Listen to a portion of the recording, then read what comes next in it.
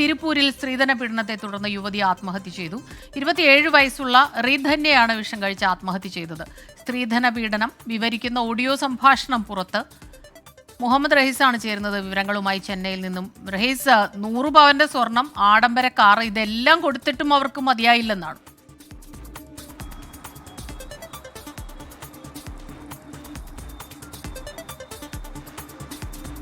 ഏതാണ്ട് 1.5 കോടി രൂപയുടെ സ്വത്തുക്കളൊക്കെയും കിട്ടിയിട്ടും മതിയാകാത്ത അത്യാർത്തിയുള്ള ഒരു യുവാവും അയാളുടെ അച്ഛനും അമ്മയും ചേർന്ന് ഒരു യുവതിയെ കൊലപ്പെടുത്തിയിരിക്കുന്നു എന്ന് തന്നെ പറയേണ്ടി വരും.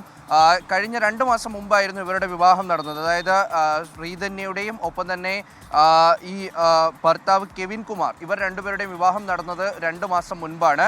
അപ്പോൾ ഈ ശ്രീധന്യയുടെ അച്ഛൻ ഒരു വസ്ത്ര വ്യാപാരിയാണ്. ആദ്യം തന്നെ ഇവരാണ് ഈ ആലോചന കൊണ്ടുവരികയും ശ്രീധന്യയോട് ഇയാളെ കല്യാണം കഴിക്കണമെന്ന് പറയുകയും ചെയ്തത്.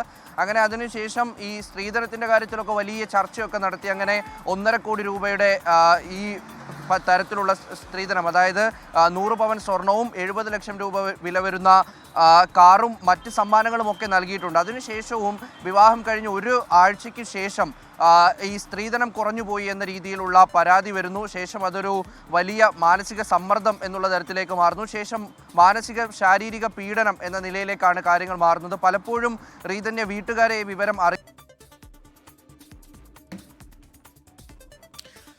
ശരി, മുഹമ്മദ് റഹീസാണ് ചെന്നൈയിൽ നിന്ന് ഈ വാർത്തയുടെ വിശദാംശങ്ങൾ നൽകിയത്. 1.5 കോടി രൂപയോളം സ്ത്രീധനം കൊടുത്തിട്ടും പിന്നീട് വീണ്ടും സ്ത്രീധനം പോരാ എന്ന് പറഞ്ഞ് പീഡിപ്പിച്ചു. അതിനുശേഷമാണ് ഇപ്പോൾ 27 വയസ്സുള്ള റീധന്യ വിഷം കഴിച്ച് ആത്മഹത്യ ചെയ്തത്.